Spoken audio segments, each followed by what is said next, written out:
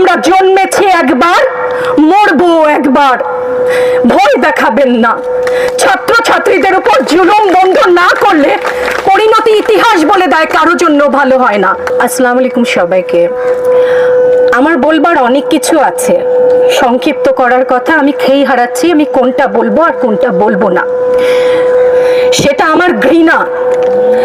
আজকে আমার কিছু প্রশ্ন আছে সবার কাছে, দেশবাসীর কাছে তো করব না, যাদের কাছে করবার তারা বুঝে নেবেন। আমি ইতিহাসের শিক্ষক না, কিন্তু ইতিহাস জেনে বড় হয়েছি।